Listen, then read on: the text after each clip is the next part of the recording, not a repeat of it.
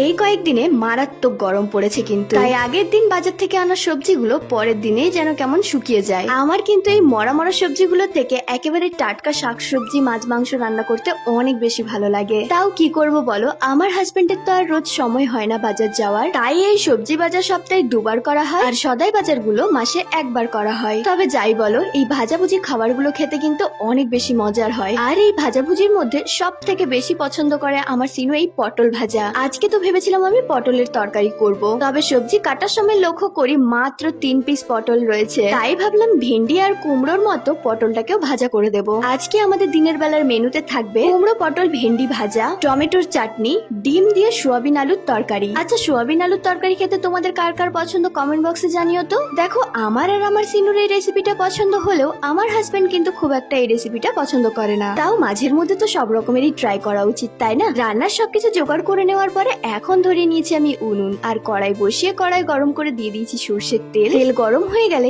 এবারে আমি একে একে ভাজা করে নেব পটল, ভেন্ডি আর কুমড়ো। শাড়ি পরে ভিডিও বানালেই গায়েব হয়ে যায় না। ওই ভিডিওতে বলা আমার প্রতিটি কথাই যে তোমাদের এত ভালো লেগেছে আর আমার প্রতিটি কথাকে তোমরা এত সাপোর্ট করেছো যে তোমাদের ধন্যবাদ না জানিয়ে আমি আর পারলাম না। দেখো, আমি মানুষটা কিন্তু ছোট থেকেই ভালোবাসার কাঙাল। আমাকে যদি কোনো মানুষ মন থেকে একটু ভালোবাসা দেয় তাহলে আমি তার জন্য আমার মন থেকে অনেক কিছুই করতে পারি। জীবনের নিজের অনেক কাছের অনেক মূল্যবান মানুষদের আমি হারিয়েছি, যদিও তারা এই পৃথিবী থেকে সবাইকে ছেড়ে চলে গেছে এরকমটা কিন্তু না। তারা এই পৃথিবীতে সুস্থ স্বাভাবিক ভাবেই বেঁচে আছে। কোনো এক সময় তার বা তাদের একটু স্নেহ ও ভালোবাসা পাওয়ার জন্য কতই না কষ্ট পেয়েছি। তখন তো অনেকটাই ছোট ছিলাম, তাই পরিস্থিতি আসলে কি জিনিস সেটা না বুঝেই তাদের জন্য যে কত চোখের জল ফেলেছি তার হিসাব আজ আমার নিজের কাছেও নেই। সেই ছোট্ট মেয়েটি তাদেরকে ছেড়ে যে কতখানা কষ্ট পেয়েছে এবং তাদের অপেক্ষায় যে ঠিক কতগুলো দিন পার করেছে তার হিসাব কেউই নেয়নি। তবে হাজারো কষ্টের পরে আজ আমি যতটুকু ভালো আছি তার জন্য আমি উপরওয়ালার কাছে সত্যিই কৃতজ্ঞ।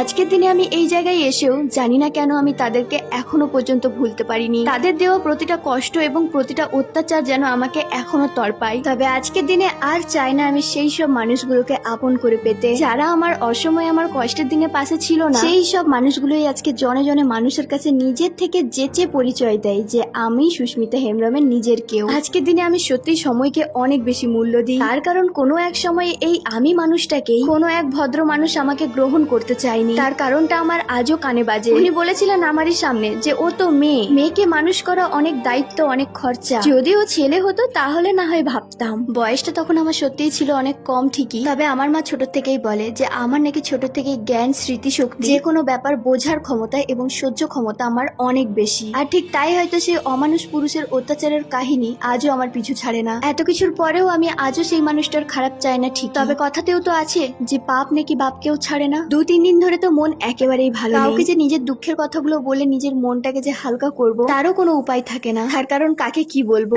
আজকাল তো যাকেই আপন ভেবে নিজের মনের সুখ দুঃখের গল্পগুলো শেয়ার করবে সেই আবার তোমার অনুপস্থিতিতে তার কাছে বলা তোমার দুঃখের গল্পগুলো নিয়ে আর 5টা মানুষের কাছে হাসাহাসি করবে। অনেক কিছু না চাইতেও তোমাদের সাথে শেয়ার করে ফেললাম আজকে। তাই ভুল ত্রুটি যদি আমার ভিডিওর মধ্যে কিছু বলে থাকি তাহলে মাফ করো আমাকে। প্রতিটি সন্তান যেন তার বাবা মায়ের সমান ভালোবাসা পায় এটাই আমি চাই। তোমরাও ভালো থেকো সবাই। বেঁচে থাকলে দেখা হচ্ছে আবারও নেক্সট ভিডিওতে।